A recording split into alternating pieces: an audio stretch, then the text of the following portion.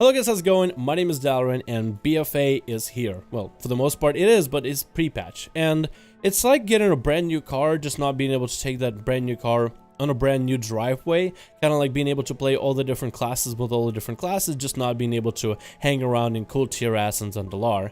For me, I consider that basically being in BFA. With BFA being here, there's a lot of new class changes, and if you're somebody who's wondering how your class was impacted, well, this video is going to give you guys a couple sentences on what is new to every single specialization in the game.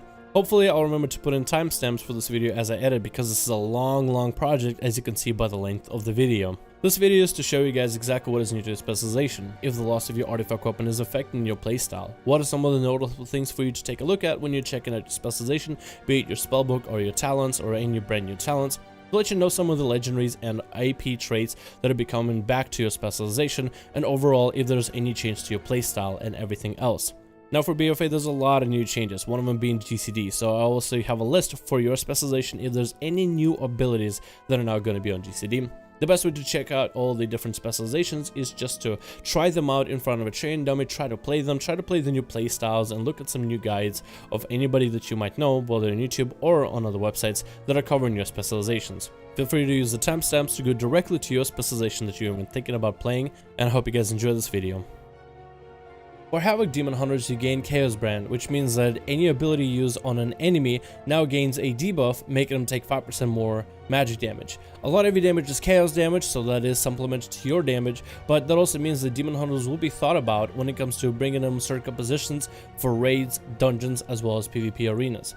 You also, refund mechanic for your Chaos Strike no longer works off of your crit, now it just has a passive 40% chance to refund 20 Fury, which makes it a little bit more consistent and less gear reliant.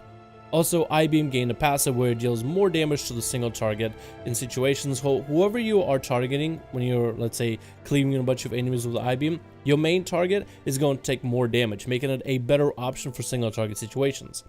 Some of the changes to global cooldown for Havoc Demon Hunters: Netherwork has a 1.5 second GCD, Darkness is a 1.5 second GCD, Vengeful Retreat has a half a second GCD, and Nemesis has a 1.5 second GCD.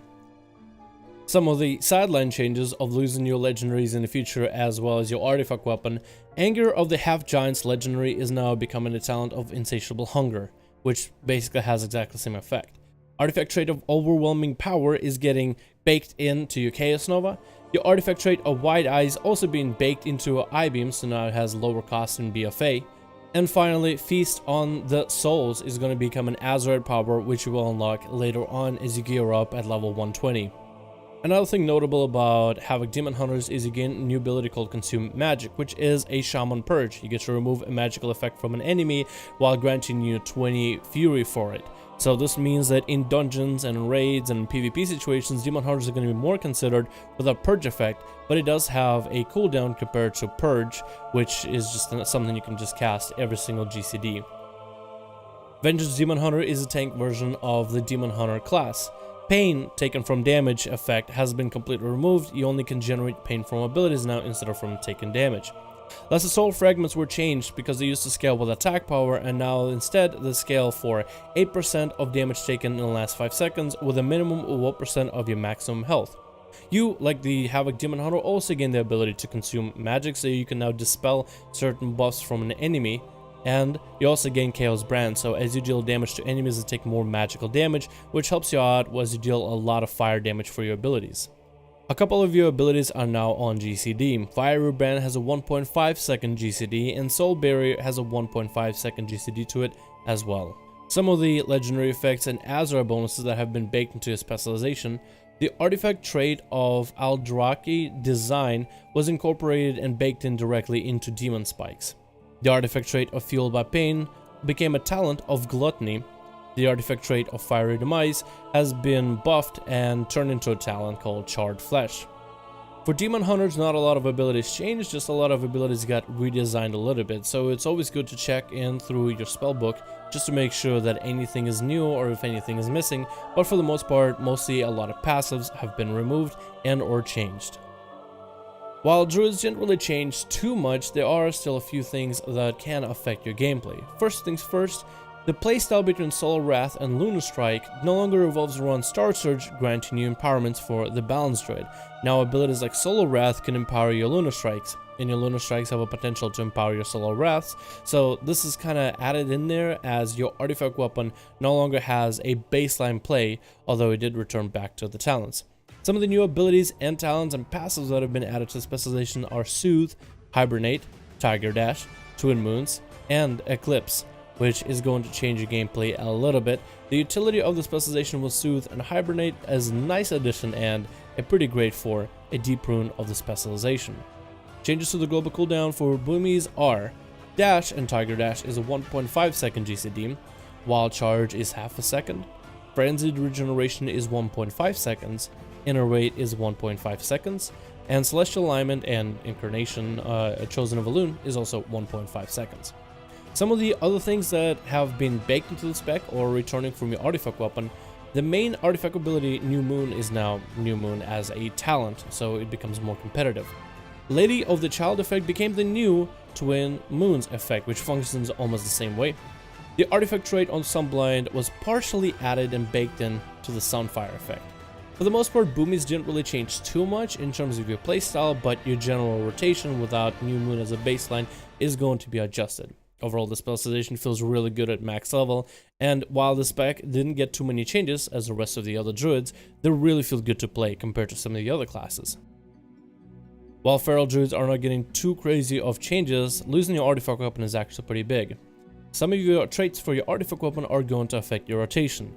Artifact trait of feral power is going to mean less shred crits, which means less common points, which means less ferocious bites. Ashamane's energy means losing that trait will mean less energy, means less resources to cast more abilities. Shadow Thrash is going to be a reduction to your AoE capability on the Thrash and the Shadow Thrash shadow damage capability. Feral Instinct won't really impact your gameplay too much, but losing it is going to impact some of your talent choices. Overall, the ferals are looking like you're going to be more limited on energy, you're going to have less ferocious bites in your rotation, your bleeds for Rip and Rake are going to be a huge portion of your damage, and rotation is going to revolve a lot less around spam and shreds. Overall, the specialization global cooldown changes are Dash and Tiger Dash at 1.5 seconds while out of cat form, but in cat form, it's still off the GCD. Casting Wild Charge is a 0.5 second GCD, Frenzied Regeneration is 1.5 GCD, Incarnation King of the Jungle is 1 second GCD, and Berserk is 1 second GCD. Some of the legendary effects and Azeroth bonuses are Ashamane's Frenzy artifact weapon is being kind of remodified and put as a talent for Feral Frenzy. The Wild Shaper's Clutch is inspiring talents for Blood Mist and Gushing Lacerations that are new Azeroth talents that you'll be able to play around with. Guardian Druids are like Ferals, they are losing their artifact weapon, which means they're losing a good portion of their gameplay, though it had a lot of impact in terms of them, being able to take damage and not die. Losing Rage of the Sleeper is significantly going to impact your Mythic Plus and raid encounter strategies, which means you'll have to play around with your defensives and mitigation a little bit more carefully. Additionally, the loss of Jagged Wounds will mean that you're going to spam Thrash a lot less, mostly Thrash in AoE situations, but most of your rage generation will come from Mangle, making something like Incarnation, Guardian of the Ursock a lot more powerful. Your Iron Fur, which is one of your best mitigations, is now scaled with your agility rather than armor, which means that the more agility you can grab from pieces of gear, the potentially more damage reduction you can get out of your character. GCD is going to affect tanks a lot more than DPS and healers because tanks need to hold aggro while also trying to pop defensives in order to survive various situations. Making a wrong decision during a GCD can mean death in certain dungeons and raid groups. So for Guardian Druids in particular, abilities like Frenzied Regeneration, Bristling Fur, Incarnation Guardian of the Ursock, and Lure Beam are all being put on the GCD, which might mean that you might want to pop these abilities before the enemy starts hitting you hard, so you can have a moment to set up and get the damage rolling. So if, let's say, you go into a fight in dungeon and you're expecting a lot of upfront damage, it might be worth popping Incarnation and defensives and then running into combat, or trying to set up for a boss hit if you're prepared with like raid boss mods or something. Restoration, on the other hand, are for the most part looking like they remain mostly unchanged. They're still looking like a really good healer, especially in raid situations. In Mythic Pluses, they're going to be a little bit less viable compared to being, one of the strongest healers in the game, because the combination of Bear Form and Frenzied Regeneration during moments where you would rather die, that's not going to be together there at all. You are still going to be able to pop into Bear Form to take a little bit more brunt of the damage, but it's not going to be as impactful as it was in Legion. Some of the abilities that are going to be on GCD are Dash at 1.5 second GCD, Wild Charge at 0.5 second GCD, Frenzied Regeneration at 1.5 second GCD, Tiger Dash at 1.5 second GCD, Incarn 1.5 second GCD, and Innervate 1.5 second GCD. Some of the other things that have happened in terms of artifact effects and legendaries, Essence of Ganir, I hope I'm saying it right, is going to be kind of baked into the Flourish talent. The Dark Titan's Advance is a talent effect that's inspired by a brand new talent, Photosynthesis. As for the most part, residues are looking mostly unchanged. Brewmaster Monks are looking like they're going to take a little bit of a hit, but in terms of GCD, they might feel a lot better than some of the other tanks. First things first, how does the losing of your artifact weapon impact you? Obstinate Determination has been apparently a really strong lifeline for a lot of monks in order to keep them strong while, hovering around lower health. Without being gone, they're going to face a lot more damage and become a lot more of a critical target when taking a lot of hits, especially at lower health, and not having an emergency self-heal is going to make them a little bit more squishy. Your gameplay is going to look like you're going to be using Iron Skin Brew and Purifying Brew a lot more often in order to deal with a lot more of the damage, and on top of that, losing Facepalm will mean that you're going to lose a significant amount of your DPS. In terms of GCD, it looks like Invoke Nuozao, the Black Ox. You're going to have 1.5 second GCD on that spell, but that's really about it.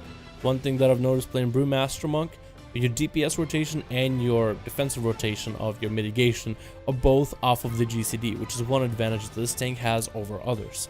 It looks like Brewmaster Monks, as well as all the other tanks, are going to be more vulnerable to all spell damage, so this is something that's going to become one of the things that you'll notice as a monk.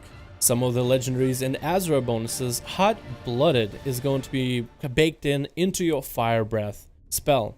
And the Sal's Lost Tunic effect is probably why we have a new talent of Spitfire, which is likely inspired by that legendary.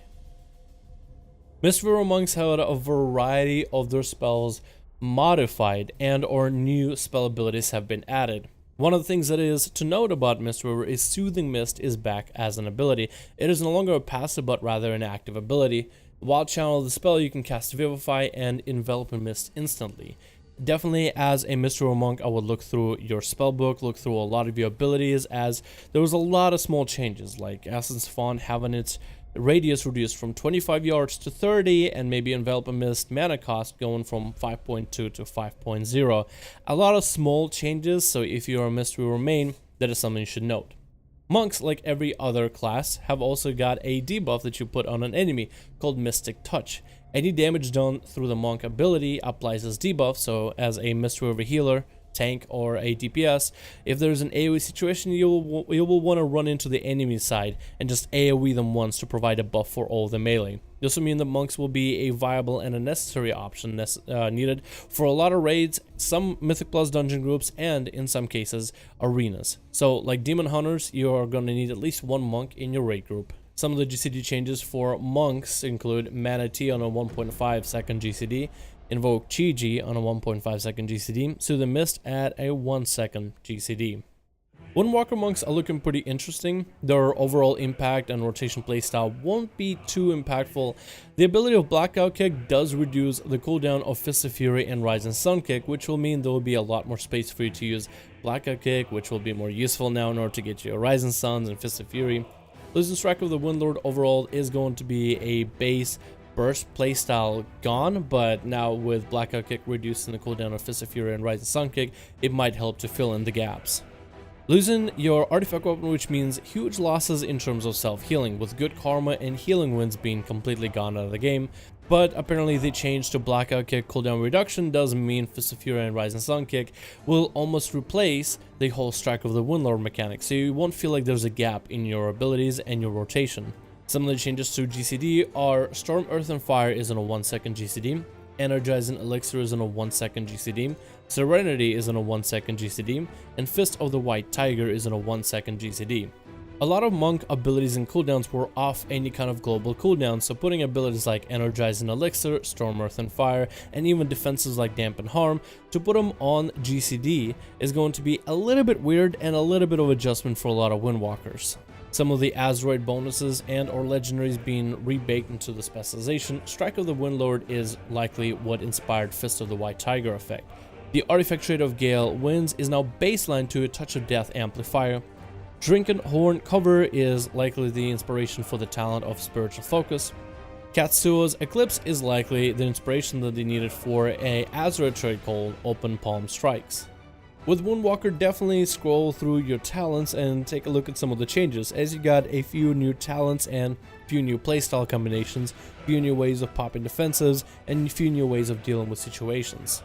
Affliction Warlocks got a few changes, less changes than the other specializations of Warlock, but for the most part, the philosophy of the spec still stays the same. You are a dot focused class, so for the most part you're just going to maintain your dots, but one thing is for certain: instead of filler of Drain Soul, your basic filler will be Shadow Bolt, which means if you have situations where you have to move, you cannot quite cast Shadow Bolt as effectively as using Drain Soul. But if you really like Drain Soul as ability, you can talent into it, but there are some different options of how you want to have a filler. Your filler is going to basically mean that you're going to be less mobile of a caster, which standardizes you with some of the other spellcasters in the game. Overall, there was huge changes for Affliction Warlock in terms of your talents. Well, all Warlocks specializations really got a lot of changes for their talents, but there's a lot to look for and a lot of new abilities and how they function. First things first, Shadow Fury is a baseline ability that will stun all enemies within 8 yards for 3 seconds. All specializations of Warlocks have this, so bringing an AoE stun as a Warlock is going to be kind of cool. For Affliction, your baseline burst ability is going to be Summon Dark Glare. Summons a demon from Twisting Nether that extends the duration of your dots by 8 seconds, and Dark Glare will serve you for 20 seconds, blasting enemies with shadow damage. The damage of the pet is increased by 10% for every dot that you have on any active target. So if you can get a bunch of dots on everybody, then Dark Glare can be a huge chunk of damage whenever you summon them. One of the biggest changes for Warlocks is a lot of your abilities are now very mana inexpensive, so no longer do you have to use Drain Life in order to sacrifice your own health and spend the GCDs on that in order to replenish your mana. You basically play a lot like a mage or any other caster. You simply just cast abilities that barely cost any mana. In terms of global cooldown for Affliction Warlock, only Dark Soul Misery talent, which is a 1.5 second GCD, is the only ability that is added to GCDs. Some of the artifact traits and Azeroth bonuses that are going to be added to the specialization. The effect of Hood of Eternal Disdain is what's inspiring a new talent called Creeping Death. Instead of making your agony do more damage over time, now instead Creeping Death is going to give your dots, they expire a little bit faster, but you get a little bit more upfront damage out of them. Demonology Warlocks have had a huge revamp when it comes to BFA, so this is going to be a lot to look for. But I feel like the specialization in terms of changes has a lot of nice things to be added for patch 8.0. The playstyle overall is going to be all about summoning demons, but the way that your Shadow Bolt plays and now Demon Bolt plays is going to be interesting. The basic playstyle is going to be summon Dreadstalkers and use Hand of Gul'dan as often as you can, while using your Shadow Bolt as a filler, and when Demon Bolt becomes an instacast, use that as much as possible. You build up as many demons, and once you get the maximum amount of demons on the board, you summon a Demonic Tyrant to buff up all your demons, or with certain talents you can actually sacrifice a bunch of imps in order to buff the Demonic Tyrant all on its own. Overall, Demonology is having a lot of changes. It's a fairly new specialization. The biggest loss to your artifact weapon is the Skull of Man'ari effect, where you blast the enemy depending on how many demons you have at a single time. That means you are losing a lot of burst capability, so you become more of a very ramp up, steady damage specialization with not too much burst to it. But overall, one of the biggest things that a lot of people are happy about is demonic empowerment is no longer a thing. Every time you summon demons, you don't have to empower them every single time. Now you can just kind of summon demons and they're functional, and you can just continue summoning more and more and more. The playstyle is pretty fresh and is pretty new, and with how big the changes are to Demonology Warlock, there isn't anything I can really say, as they're completely overhauling the specialization. Although I do know not too many Azeroth bonuses or legendaries or artifact weapon abilities are being baked into the specialization, as far as we know. Overall, the spec is looking really strong and definitely a lot to look forward to, but it is really fresh, really new. So as you're diving into this specialization, understand this: if you are confused, you're not alone. Destruction Warlocks have had a few changes to them as well, one of them being the loss of the artifact trait. Artifact trait and losing that means that you will have a little bit less mobility friendly abilities that you can cast while on the move.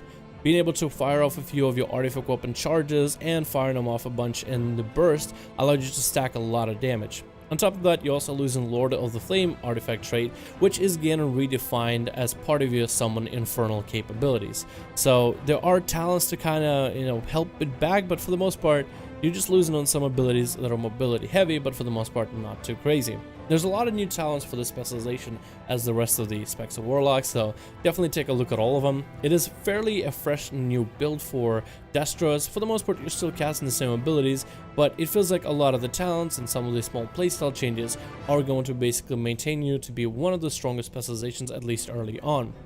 When it comes to GCDs, only 2 abilities are on GCD. Cataclysm, which is 1.5 second GCD, and Dark Soul Instability buff, which is a talent and also 1.5 second GCD.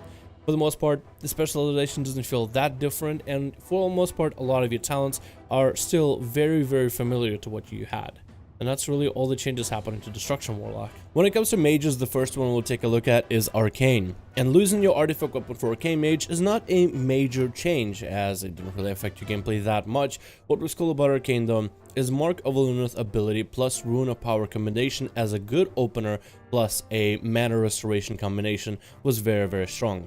In terms of AoE, the power has definitely significantly decreased, as Arcane Barrage no longer affects an area explosion, and Arcane Explosion won't have a secondary effect to follow it from the artifact weapon. On top of that, Arcane Explosion is not going to be quite as powerful, as it no longer benefits from your arcane power charges. All it does is deals a fair amount of damage. It doesn't scale higher, but it doesn't scale low either. Several abilities for mages like Arcane Power are now on the global cooldown, abilities that didn't used to be on the global cooldown in the previous expansion. Arcane Missiles can now be cast at any time for a very high mana cost, and your proc clear casting makes Arcane Missiles or Arcane Explosion free. Clear casting, however, will not have 2 stacks for it, so as soon as you see the buff, you'll want to use it immediately. All of the mage specializations have gained a buff Arcane Intellect to use in raids and dungeons, and now you also have decursing capabilities, so you're no longer just a glass cannon. Now you actually have some utility for your team party, whether it's a raid, dungeon, or arena group. When it comes to GCD, our Charged Up is a 1.5 second GCD and Arcane Power are both 1.5 second GCD, which is going to mean that your rotation when it comes to Arcane Mage is going to be a little bit slower with that GCD included. Some of the legendary effects and AP weapon abilities that are coming back to the specialization are the artifact trait of Touch of the Magi, which is going to become a talent, Touch of the Magi, and fire specializations Cauterizing Blink is now going to become an Azeroth trait later down the line for Cauterizing Blink. When it comes to Fire Mage, there was not a lot of changes. It's basically a specialization that is getting all of your legendaries and artifact weapon abilities baked into your talents. They're taking out some of the weaker talents and replacing them with new ones, and those new ones are going to be literally legendary effects baked in, which means that you're going to have a little bit more competition when it comes to your rows on top of damage that you put out. The loss of your artifact weapon is somewhat big. You are losing your ability of Phoenix Flames, which is an instacast ability that was 100% crit guarantee, and part of it being baseline to the spec was very nice, but having that compete with other abilities is going to be a little bit here and there. But Pre-Ignited is another trait that is also getting lost, so you won't have quite as long of duration on your combustions. Some of the AP weapon abilities, points, traits, and legendaries that are coming back to the specialization are the main ability of artifact weapon, Phoenix Flames become a talent, Phoenix Flames. Coralon's Burning Touch, effectively becoming Searing Touch as a new talent. Marquee Bindings of the Sun King, the legendary that every fire mage wanted during Legion, is becoming Pyroclasm, again part of the talents. Belovir's Final Stand is becoming Blazing Soul again on the talents, as well as the artifact trait of Cauterizing Blink is going to become a little later time the Azeroth trait for Cauterizing Blink for all 3 specs of mages. Of course, you also have Arcane Intellect and Remove Curses like every other spec of mage. When it comes to Frost, you're having a very similar situation of your legendaries and artifact weapon abilities coming back as talents into your playstyle. The effect of you losing your artifact weapon probably is going to be the most significant out of the 3 specs of mages, although not as significant as some of the other specializations in the game. In the past, your artifact weapon had a lot of traits to generate a lot more icicles. Instead, now they're standardizing that Frostbolts and Flurry Bolt generate icicles. Also on top of that, icicle damage is going to be a little bit different. It is not going to scale off of a Frostbolt. That is, if a Frostbolt crits, that means the icicle is going to be a pretty beefy one, and if that icicle crits, then that's more damage. Instead, it's simply going to scale off your spell power and generate an icicle based on your mastery. When it comes to GCD changes, Icy Veins is the only ability that's getting added to the GCD with a 1.5 second GCD to it. On top of this, as a Frost Mage, you should definitely take a look at your talents, as there's a lot more new abilities or ability reshuffles that are in the game. Abilities like Icy Nova, Chain Reaction, Ray of Frost, Ebon Chill, all these abilities, while you might think they weren't that great in Legion, a lot of the numbers got changed, and a lot of these talents now are very strong and worth taking. So a lot more viable builds are available for Frost as of now. Some of the AP weapon abilities and traits, as well as legendaries that have made it back into the specialization, are Ebon Bolt, of course, as Ebon Bolt as a talent, Freezing Range artifact trait as a talent as well, Mechtherodon's Banished Bracers as a likely inspired talent for Chain Reaction, Shattered Fragments of Sindragosa, likely inspiration for an Azeroth trait for Glacial Assault, Fire artifact trait Cauterizing Blink, of course becoming the Azeroth bonus for Cauterizing Blink at a later time.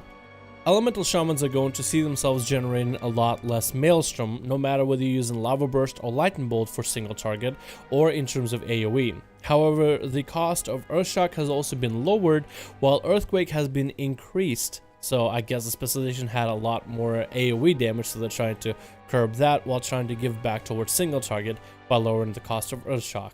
Elemental Shamans gained a lot of new abilities like Tremor Totem and Baseline Capacitor Totem coming back. You also got a lot of new talents in terms of utility like Spirit Wolf, Earth Shield, and Nature's Guardian.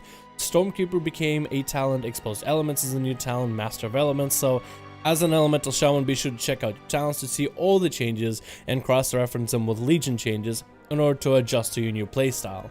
Some of your changes to GCD are Ancestral Guidance is a 1.5 second GCD, Ascendance is a 1.5 second GCD, Earth Shield is 1.5 second GCD, and Tremor Totem is 1 second GCD. Some of the artifact weapon bonuses, traits, and legendaries that are becoming back to the spec. Your main artifact of Stormkeeper is becoming the new talent of Stormkeeper. The artifact trait of Shamanistic Healing is going to be your new talent of Nature's Guardian. Restoration Shaman's artifact trait of Ghost in the Mist is likely what inspires the new talent of Spirit Wolf. A lot of people are saying that Shamans, for the most part in Elemental, are not changed too much, especially when it comes to single target. You are going to have a little bit different pace as a lot of the numbers are different, but for the most part it's a mix of an old playstyle and new talents that are making a more or less an enjoyable rotation. Overall, the specialization doesn't feel too different. The flow of AoE though is the largest change, as you're going to get a lot less earthquakes, so that's one of the things that's going to be due to the generation of your Maelstrom. Enhancement Shamans are losing the artifact weapon, which means they're losing the ability of Doom Winds, which in Legion would provide you a burst window where you could get a lot of front load damage and you could line it up with a lot of other abilities. So now you will be playing more around procs in order to deliver this kind of damage instead of having a reliable artifact weapon to do so. A lot of the abilities, Maelstrom has been changed up, like Lava Lash is a little bit cheaper by 10, Storm Strike is a little bit more expensive, it's at 40, Stormbringer now makes the next Storm Strike completely free instead of a 50% cost reduction. Stormbringer also bakes in Raging Storms into its passive playstyle, and Crash Lightning also has Gathering Storms baked right into it. Some of the new abilities you have is you can call Earth Elemental, so that's going to be good for soloing content. Capacitor Totem is baseline. You also have a few other abilities like Tremor Totem, so it's going to be nice in order to bring a little bit of utility for your team. In terms of GCD, Ascendance is a 1.5 second GCD, Feral Lunge is half a second GCD, Earth Shield is 1.5 second GCD, and Tremor Totem is a 1 second GCD. Some of the legendaries and AP bonuses being brought back into the spec. As I said before, Gathering Storm is part of Crash Lightning. Artifact trait of Rage and Storm is part of Stormbringer. The artifact trait of Doom Wolves is what likely inspired the talent of Elemental Spirits. Elemental Shaman's trait of Shamanistic Healing is becoming the new talent for Nature's Guardian, and Restoration artifact trait of Ghost Wolf is most likely what inspired the new talent of Spirit Wolf. Restoration Shaman are looking fairly okay. Some people are saying they're more in mid-tier in terms of healing, others might be saying they are in the upper echelon of the healers. But them losing the artifact weapon does mean that they're losing a lot of baseline passives, even though those passives are coming back as certain talents. So having things like Ghost in the Mist, Karas of the Tide Mother, Gift of the Queen, as well as Queen Ascendant, Tidal Chains, a lot of these baseline abilities, having a lot of them available at all times was a very nice boon for the specialization, but now you're going to have to decide between certain talents in order to bring back a lot of that feel, which means your talents is where a lot of your choices will lie into. Speaking about your talents, a lot of them got them changed up. Echo of the Elements, as an example, allows you to have 2 charges of Cloud Burst Totem. Both of them are on 30-second cooldown, which means you'll have a lot more burst healing if you can line it up with Cloud Burst. Echo of the Elements no longer does have a 10% chance to generate Riptide after consuming Tidal Waves though, so that is going to be something to take away. Spirit Wolf and Nature's Guardian are going to be 2 buffs that you can use in order to survive through a lot of more situations, especially useful in Mythic Plus dungeons. Overall, the specialization has had a lot of changes in terms of talents, so look to your talents to see a lot of the more meaningful playstyles for your specialization.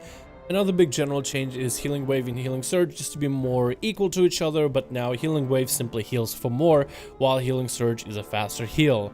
Also to note, you used to be able to get almost 100% chance Healing Surge crit. That's going to be basically out of the game as of patch 8.0. Some of the AP weapon effects and legendaries that are making back into the specialization are Queen Ascendant, likely an inspired talent for Flash Flood, Elemental's artifact trait of Shamanistic Healing becoming Nature's Guardian, artifact trait of Ghost in the Mist becoming Spirit Wolf. The Intect Nazjatar Molting is a likely inspiration for an Azeroth power effect called Surging Tides. When it comes to Discipline Priest, one of the biggest losses is your artifact weapon, but it looks like Blizzard made a few changes to try to kinda make the loss a little bit less severe. A lot of the effects from your artifact weapon as the other specializations are going back to your talents or becoming baseline and banked to other abilities, but still the biggest change is the removal of the actual Right's Wrath ability, which was a insanely bursty heal for your party. So you're still going to be all about bursty heals for your teammates, it just won't be quite as impactful. As a Discipline Priest, I would think you guys should definitely take a look at your talents as well as your spell books, as you'll have a few interesting abilities like Holy Nova coming back to the specialization, and your talents will give you a lot more choices between how you want to heal, so definitely take a look at those closely if you main Discipline Priest. When it comes to GCD, the only ability that is going to be on GCD is Rapture, which is becoming 1.5 second GCD, and while we're talking about Rapture, there's going to be a huge defensive now. It's going to buff all of your absorbs at all times, as your absorbs is going to be the new way that you'll be applying Atonement. So no longer do you have to spam Plea, instead of you have absorbs all day every day, but they're going to be a lot smaller unless Rapture is available. Some of the AP traits and returning legendaries coming back to the specialization are the artifact trait of Lenience Reward, becoming the talent of Lenience, the artifact trait of Sins of the Many, becoming the probably inspired talent for Sins of the Many. The artifact trait of Pain is on your mind, being kinda baked into your pain suppression. The artifact trait of Power of the Dark Side becoming a brand new passive for the spec called Power of the Dark Side, which also inspires a brand new trait for Azeroth called Depth of the Shadows. Holy Priest compared to Discipline Priest without the artifact weapon Light of Tuur, at least that's how I pronounce it, is going to take away a little bit of single target tank healing, but only very slightly. For the most part, the specialization is still going to be the godfather of all heals and the classic healer of World of Warcraft. I guess that should be mentioned in the Discipline Priest part as well, but Power Word Fortitude is making a comeback for all 3 priest specializations, so being able to provide that for your raid party, dungeon party, or arena party is going to be impactful. Also, as a Holy Priest main, definitely take a look at your talents just like as a Disc Priest main, because you got a lot new talents with new playstyles for it, one of them being a very interesting one, Holy Word Salvation, a big emergency heal cooldown for your team raid or party with a 12-minute CD to it, so that'll be interesting to see how everybody takes that one in. When it comes to GCD, for Holy Priest, the only ability that is on GCD as of now is Apotheosis, which is a 1.5 second GCD. Some of the AP traits and legendaries coming back to the specialization are the artifact trait of Times and Measure becoming a new talent of Angel's Mercy, the artifact trait of Cosmic Ripple becoming a brand new talent of Cosmic Ripple. For Shadow Priest, the main aspect that has been removed from it is parts of Void Form, and everything that made the Void Form good has been removed, from your artifact weapon to all the traits. Some of the things like loss of Mass Hysteria trait and reduction of a bunch of haste gained during Void Form makes it very awkward to keep up. A lot of people are describing Shadow Priest as a much slower playstyle, and the way Blizzard has described Shadow Priest is that they don't want you to stay in Void Form for too long. It's just like a mini burst phase that allows you a little bit of insta-cast and burst AoE damage, but for the most part, it just doesn't fit quite well. And of course, Shadow Priest are getting a huge rework when it comes to patch 8.1, so when you're playing your Shadow Priest now, understand there's a rework coming in the works. Notable thing for Shadow Priest, Leap of Faith is being added as a useful spell, and you should of course take a look at your talents as well if you're a Shadow Priest main, especially if you're somebody who PvPs, as you have a lot more CC capabilities, and I feel like the specialization has an easier time dealing with various AoE situations, so you can customize your build a little bit easier. But Shadow Ward Death is definitely going to be missed, as that ability became a talent now instead of a baseline ability. Some of the abilities for Shadow Priest that are on GCD are Vampiric Embrace on a 1.5 second GCD, Surrender to Madness on a 1.5 second GCD, and Dark Ascension on a 1.5 second GCD. Some of the Azeroth traits and legendaries coming back to the specialization, the main artifact ability of Void Torrent becoming a new talent called Void Torrent, very original name. The legendary ring, the Twins Painful Touch, most likely inspiring the talent of Dark Void. The multiple Mind Blasts given by your Mangaza Madness is going to be a brand new talent for Shadow Ward Void and the way it's been redesigned, as well as the artifact trait Fiending Dark is being simply just added into your Shadow Fiend. Zankarem Iridis Anadem, which is the legendary helmet, partial effects of it are being kind of sort of baked into your Vampiric base to some extent, but not too heavily. When it comes to Assassination Rogues, your mastery has been changed dramatically as it affects both bleeds and poisons, making a lot more viable builds scale, as well as all bleeds and poisons now. Damage over time also scales with haste, so the more haste you have, that means more ticks in the given duration. Feint, also for all 3 specs of rogues, now has a cooldown period of 15 seconds, so you can no longer maintain it 100% of the time. If you are an Assassination Rogue main, I would definitely guarantee that you should take a look at the talents. The talents have a lot more abilities for you to play around with, and it feels like Blizzard standardized a lot of them, trying to put AoE against AoE, single target against single target, resources versus resources, making it a little bit easier for you to customize and make your own build. Some of the abilities for Assassination Rogue that are going to be on GCD is Crimson Vial on a 1 second GCD and Vendetta on a 1 second GCD.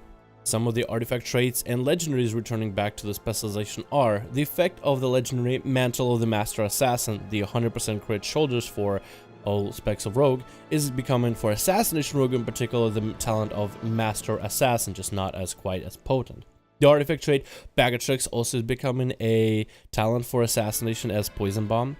The artifact trait Urge to Kill is likely inspired and baked into the secondary effect of Vendetta, which is not quite as potent. The effect from the legendary The Dreadlord's Deceit, which is the AoE back piece, is likely what is being turned into the talent of Hidden Blades and inspires it. For the spec of Outlaw, for the most part the spec didn't change that much. The only big notable that a lot of people keep mentioning is Blade Flurry and the way that it functions. Instead of being an ability that you maintain, now is an ability with charges, and you only sacrifice 15 energy to have a lot more burst when it comes to AoE. So when you're playing Outlaw, you're not trying to have sustainable AoE damage, but rather you're trying to time the damage so you have the most amount of cooldowns and trying to burst during your Blade Flurry windows. Otherwise, the specialization is for the most part unchanged. As an Outlaw main, of course, you should take a look at a lot of your talents in order to see some of the different abilities that are changed for you, as there's a lot more new playstyles and again, standardizations by Blizzard in order to make your playstyles and playstyle options a lot more evident. Also, what's cool about Outlaw, and I think a lot of people are going to be happy, is Grappling Hook is now baseline. So you don't have to decide whether you want Grappling Hook or other abilities. Grappling Hook becoming baseline just adds a little bit extra fun to the mobility of an Outlaw rogue. Some of the abilities that are on GCD for Outlaw are Crimson Vial at a 1 second, Adrenaline Rush at 0.8 second GCD, and Blade Flurry at 1 second GCD. Some of the AP traits and legendaries making it back into the specialization is the artifact trait of Loaded Dice, most likely becoming the talent of Loaded Dice exactly verbatim into Talon Bar, and the artifact trait of Fortune Strikes being likely the secondary effect that you gain now from your common potency as a baked-in extra to your specialization. When it comes to Subtlety, the removal of your artifact weapon in particular is somewhat noticeable compared to the other specs. We're losing Garmo's Bite, which means you're losing extra energy regen and common point regen on the draw. Finality also is another great trait that allowed you to get a lot extra damage out of your Viscerates combined with Death from Above. Death from Above also being gone from your talents for your class talents and moved into honor talents means that you're gonna play a playstyle before Death from Above, and losing energetic stemming will also slow down the rotation by a little bit, but changes to Shadow Blades are going to be somewhat manageable and trying to kind of offset the changes of losing your artifact weapon, which I guess is going to be, at least in any way, even a little bit impactful. As a Subtlety Rogue main, you should definitely take a look at your talents like all the other specs, because some of the new abilities like Find Weakness, Mark for Death, Secret Technique, and Shuriken Tornado are getting a few redesigns or brand new talents that you've never seen before that'll offer you new different gameplays for your specialization. Your Shadow Blades on top of this also works not off of your auto attacks to increase the auto attack damage, but rather works off of your abilities that are on GCD, like your backstabs and shadow strikes and everything else that generates common points. This doesn't really change the ability for a single target, but makes it a lot more useful when it comes to AoE damage, as now it applies to your Shuriken Storm and all the other damage modifiers. Some of the abilities for Subtlety that are on GCD are Crimson Vial at a second and Shadow Blades at 1.5 second GCD. Some of the AP weapon traits and legendaries making back into the specialization are not a lot of them. Actually, it's just one. The effect from the artifact trait Shadow's Whisper is simply being added and baked into your Shadow's Technique passive. Beastmaster Hunters are coming into BFA mostly unchanged as long as you've been playing the Frenzy build. If you played Dire Frenzy in the past, then you should be very familiar with the build, as that becomes the standard instead of the Dire Beast. You're gonna have a little bit of a learning curve with Barb Shot if you've never played the Dire Frenzy build, but Barb Shot basically reacts just like Dire Frenzy. It just applies a little bit of a bleed that empowers your pet as well. Some of the things hunters have is Intimidation, and that is going to be a baseline stun for the specialization, which is very, very cool. Also, as a Beastmaster Hunter, you're the only spec of Hunter and the only spec of a range class that can use a lot of your abilities instacast, so mobility is always one of your advantages. Use that mobility in order to help misdirect, feign death, use Spirit Shock from your pets, use all of your traps and all of your roots, whatever is necessary, as the specialization has a lot of mobility and freedom, and thus should be a lot more useful and a lot more proactive when it comes to dungeon and raid situations. The list for some of the abilities on GCD for Beastmaster is pretty heavy though. Bestial Wrath is on a 1.5 second GCD, Intimidation is a 1.5 second GCD, Aspect of the Wild is on a 1.3 second GCD, Stampede is on a 1.5 second GCD, Binding Shot is on a 1.5 second GCD, and Exhilaration is on a 1.5 second GCD. Some of the AP traits and legendaries making them back into the specialization, the legendary of Quapla Eridon War Order, some of these names are crazy, is basically the new inspiration for the effect, the extra effect of Cobra Shot. The artifact trait of Hades Bond is likely inspiration for the new talent of Animal Companion. Slithering Serpent's effect had part of its abilities baked into Cobra Shot, and survival artifact trait Embrace of the Aspects became the brand new talent of Born to be Wild for all three specializations. Marksmen Hunters in BFA are a little bit different than your current hunters, as one of the things they do is not play around any vulnerable windows. Instead, they play around 2 stacks of aim shot and firing off arcane shots after an aim shot, as aim shot empowers the next arcane shot or multi-shot. You gain back your focus with steady shot and rapid fire, and your arcane shot is also now becoming a focus dump. So the playstyle for it is going to be a little bit more standardized without any kind of windows, but rather making your own windows for yourself through buffs rather than debuffs. As a Marksman Hunter main, be sure to take a look at your talents, because there's a lot of new talents, a lot of them having to revolve around aim shot and how you use it, so take a look at them and read them all very, very carefully. Some of the abilities on the GCD for the Marksman Hunter are Hunter's Mark on a 1.5 second GCD, 2 Shot on a 1.5 second GCD, Binding Shot on a 1.5 second GCD, and Exhilaration on a 1.5 second GCD. Some of the AP traits and legendaries coming back to the specialization is the artifact trait of Healing Shell, most likely being added as a natural mending with Exhilaration instead of an aspect of the turtle as a trigger. Ulir's Feather Snowshoes, most likely inspired by the new talent of Calling the Shots. as well as the Embrace of the Aspects from the Survival artifact trait, becoming a brand new talent for all 3 specs called Born to be Wild. Overall, Survival Hunters have had a complete overhaul to their playstyle. They're a lot more standardized and in some cases a lot more simplified. The spec felt really good to play, but for anybody that played Survival, all 5 of you, I feel like this is going to be a nice change. Some of you might like it, some of you might not.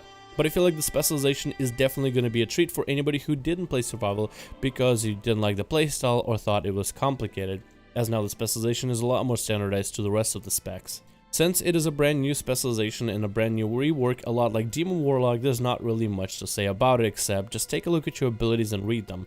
A lot of people are going to be going to Survival as a brand new specialization, and since it's so brand new, not all the information for it is 100% available. Some of the abilities that are on GCD for you are Harpoon on a half a second GCD, Intimidation on a 1.5 second GCD, Coordinated Assault on a 1.5 second GCD, Binding Shot on a 1.5 second GCD, and Exhilaration on a 1.5 second GCD.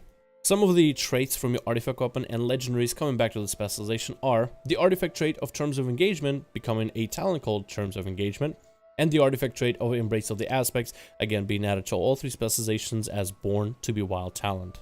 When it comes to Holy Paladins, losing your artifact weapon doesn't quite have too much of an impact, as things like Share the Burden artifact trait being baked into your kit, Templar of Light also being baked as a baseline part of your spells, but the artifact trait of the Light saves can be unfortunate in some scenarios, as it was a useful artifact trait, but overall a lot of people find that it's not notably a significant change in the first place.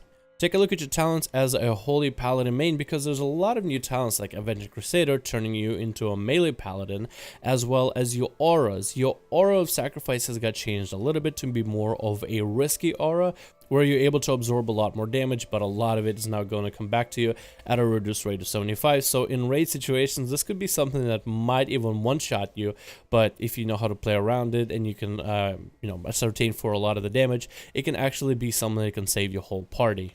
Some of the abilities that are going to be on GCD for you are Aura Mastery on a 1.5 second GCD, Holy Avenger on a 1.5 second GCD, and Avenging Wrath on a 1.5 second GCD. Some of the AP bonuses and legendaries coming back to the specs are the artifact trait of Templar of the Light becoming the baseline for your Aura Mastery, the artifact trait Share the Burden becoming baseline baked into your Blessing of Sacrifice, the Top Plus Tower becoming the brand new talent of Awakening. When it comes to Protection Paladin, there are a few changes, but some of the most notable ones are the Light of the Protector or Hand of the Protector being on GCD will mean that Paladins will be a lot less reactive when it comes to dealing with damage. Also, the loss of some of the legendaries will mean the threat might be a little bit more of a problem, as it is going to be with a lot of other tanks in BFA. Also, your mastery now revolves around being in Consecration, so moving out of Consecration will limit just how much mobility you'll have as a class. So being able to plant yourself in a position that is flexible and being able to move around and change your Consecration whenever necessary within, let's say, hits of damage is going to be something to consider as a Paladin.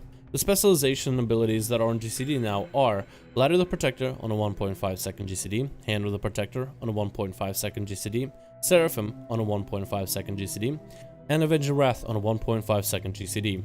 Some of the AP traits and legendaries coming back to the specialization are the artifact trait Consecration in Flame being baked into your Consecration, Heathcliff's Immortality being incorporated into your Mastery, Divine Bulwark, the artifact trait of Bulwark Order becoming the new Azeroth trait for Bulwark of the Light, the artifact trait of Blessed Stalwart becoming the new secondary effect baked into your Avenger Shield as a baseline ability. The core of what a Retribution Paladin is all about has been changed a little bit. For example, your Mastery Hand of the Light now simply increases all holy power damage you do, or any holy damage you do, so that's going to be a lot of your finishers as well as your judgments. Judgment no longer will have a judgment window, but Judgment will put a debuff on the enemy that the next holy power spending ability will do more damage, but only once every judgment, and Judgment now also generates a holy power. Shield of Vengeance will still burst no matter what the amount of the damage was absorbed, so Shield of Vengeance will always have some burst mechanic to it. And Retribution, as a passive, whenever an ally dies you gain yourself a damage buff, and a damage reduction has been reduced down to only 10 seconds. As a Retribution Paladin, if you are a red main, be sure to take a look at your talents, as you got a nice few new talents and how they interact with one another, and even some of the effects have been completely changed and redone for the specialization. For Retribution Paladin, some of the abilities that are on GCD are Shield of Vengeance on a 1.5 second GCD, Crusade on a 1.5 second GCD, and Avenging Wrath on a 1.5 second GCD. Some of the AP weapon traits and legendaries making it back into the specialization are the main ability of your artifact weapon, Wake of Ashes, become with the new talent called Wake of Ashes, and yes, it does have the Holy Power building effect with Ashes to Ashes artifact trait baked into it. Also, the effect of your legendary Whispers of the Narthazim being modified as a effect for Templar's Verdict, implemented as a talent for Righteous Verdict. When it comes to Armored Warriors, the single target damage output is for the most part more or less identical, but when it comes to AoE, you have a lot more twists and turns added to specialization, as you got brand new tools being made available to your specialization as baseline rather than as talents. As an Armored Warrior main, you should probably take a look at your talents to see some of the different combinations that you can now combine together from your talents, as a lot more abilities are going to be more standardized and even competitive against each other, especially in the self-buff single target mechanics. The biggest change is you no longer have any kind of buffs like Battle Cry, but instead Battle Cry becomes your Colossus Smash, and Overpower replaces the original effect of Colossus Smash, so you still have the whole setup of using Overpower to buff your Mortal Strike, and then using your Battle Cry, in this case Colossus Smash now, in order to make the damage even more impactful as your Mortal Strike gets even more damage output out of it. Overall, the veterans of Armored Warrior playstyle shouldn't really have too much of a trouble adjusting from a debuff heavy playstyle through abilities rather than a self-buff heavy playstyle. Some of the biggest changes to Armored Warriors come from GCDs. Armored Warrior GCDs are Charge is on a half a second GCD, Sweep and Strikes is now on a 1.5 second GCD, Avatar is now on a 1.5 second GCD, and Rallying Cry is also on a 1.5 second GCD. Some of the AP traits and legendaries coming back to the specialization are the main artifact ability Warbreaker becoming a brand new talent called Warbreaker, which will modify your Colossus Smash. The legendary Ring of Isla's Stone Heart being transferred into a talent called Sudden Death. The artifact trait of Executioner's Position becoming the new Overpower. And the artifact trait of Shadow Defenses also functions very similar to how Overpower buffs your Mortal Strike. When it comes to Fury Warriors, a lot of the people that have main Fury shouldn't have too much of a trouble adjusting to the brand new playstyle. Some of the things to note is Raging Blow is now a little bit more of a dynamic ability that has chance for it to become a reset type of ability. Then you have your Rampages as a way to convert Rage into Enrages in order to allow you a little bit more damage. Overall, they tried with all the GCD changes to make Fury a little bit more of a self-sustaining playstyle rather than burst of your abilities, try to get as much damage, and then wait for your cooldowns to come up. So that's going to be the biggest change with the specialization. Your talents are not too drastic compared to Arms Warrior, but still worth taking a look if you are somebody who's a Fury main to figure out some of the different playstyles. One of the biggest changes to Fury Warrior is how you cleave with Whirlwind. Whirlwind becoming a baseline ability for single target and AoE, and the way Whirlwind works is after using Whirlwind, the next two single target abilities become a cleave. That means any abilities, even the ones on your talent bars that are primarily a single target ability, now can turn into a cleave ability, which allows you a little bit more customization and a little bit of fun when it comes to AoE damage. Some of the abilities that are going to be on GCD now is Charge on a half a second GCD, Recklessness on a 1.5 second GCD, and Rallying Cry on a 1.5 second GCD. Some of the AP traits and legendaries coming back to the specialization are, it's actually just one. Cianon, our Charger, which is a legendary helmet, is now becoming the new talent of Endless Rage on your talent bar. Losing your weapon for Protection Warrior is somewhat of a weird change. On one hand, the weapon itself didn't actually change your playstyle all that much in terms of damage and abilities or defensives. So your damage output and damage reduction weren't changing your playstyle, and losing your weapon basically mean you play more or less the same way. What was lost is a bunch of passives that made you the insane tank that you were, but Blizzard is trying to add passive damage reduction value in the pre-patch in order to help offset those artifact weapons passives that made you the tank that you were. One of the biggest changes is the change to your Ignore Pain mechanic. As it's been completely redesigned, it costs a fixed 40 rage, and instead of scaling in terms of rage, it absorbs 50% of the damage taken, up to 350% of attack power. So this ability itself stacks with abilities like Versatility, and that's going to be mainly the biggest change to your specialization, as well as some of the numbers in terms of how much rage things cost, like Shield Block, Ignore Pain, and all those abilities. One thing I will say about Prot Warrior, as it is a specialization that I did play in Legion compared to going into BFA, with the threat reduction changes for a lot of the tanks in BFA, Prot Warrior is the one that can hold threat very easily because of some of the changes towards your abilities and talents. When it comes to AP traits and legendaries coming back to the specialization, you have one, Neltharian's Thunder, most likely inspires the brand new talent of Punish, and the Azeroth trait of Callous Reprisal. When it comes to Blood Death Knights, it is pretty universal amongst a lot of Blood DKs that even with all the day-to-day changes for Blood DK, you're mostly unchanged. You're even going to stack exactly the same stats, and for the most part, you don't really feel that different of a tank. Still very reliable and still more or less the same with a lot of this very similar talent choices, although it is still a good idea to take a look at all the different benefits that you're bringing as a Blood DK, take a look at all your different talents as well as through your spellbook to make sure that some of the numbers might be different, like your Blood Shield from your Death Strike and your Mastery and how that functions. And your Bone Shield also is going to be a scaling off of your Strength. That's something to also consider when combining as a tank. Between Armor and Strength, Bone Shield benefiting from a lot of Strength. For GCD for Blood DK, Death Grip is half a second, Dancing Rune Weapon is 1.5 seconds, and Tombstone is also 1.5 seconds. Some of the AP bonuses and Legos coming back to the specialization are Consumption, your artifact weapon is coming back as literally Consumption. Skullflower's Homeostasis legendary is now a new talent of Homeostasis. Vampiric Aura Leech effect and Unending Thirst are likely inspiration for the new talent of Voracious. The artifact trait Rattling Bones has been baked into Bones of the Damned. Agromar Stride is a new Azeroth bonus for Longstride if you want to get a little bit of mobility. For Frost DK, surprisingly, a lot of survivability is being lost with the loss of the artifact weapon. Some of the traits like Mirror Ball or Ice in Your Veins are some of the effects that allowed you a lot of survivability, and now they're just simply gone. It's gonna feel a little bit weird, and if you feel squishy, especially in PvP, then now you know some of the reasons why. For the most part, Frost DK resource generation is slower, and that is one of the things that everybody has noticed. But you also have a lot of different talents in order to increase your damage and give it somewhat of a bursty playstyle. And overall, you should also check your talents because there's a lot of different talents and adjustments to talents that you might have seen before or might have never seen in the past. When it comes to GCD for Frost DKs, your Death Grip is a half a second cooldown, Empower Rune Weapon is a second and a half, and Pillar of Frost is also a second and a half. Some of the AP weapon abilities and legendaries making back into the specialization are Syndragos' Fury is coming back as Frostworm's Fury. The cooldown reduction of Consort's Cold Core is being partially incorporated into your Frostworm's Fury, as well as Cold Heart Legendary, which is basically exactly the same talent of Cold Heart.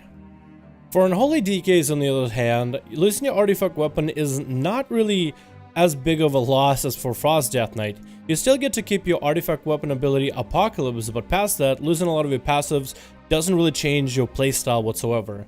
It does take out a playstyle around Dark Arbiter, where you would summon the Dark Arbiter and then dump as much runic power while your Dark Arbiter is up to increase his damage exponentially, but with its new replacement for the Gargoyle having a similar effect, it's not quite as powerful, so it doesn't completely take over your playstyle.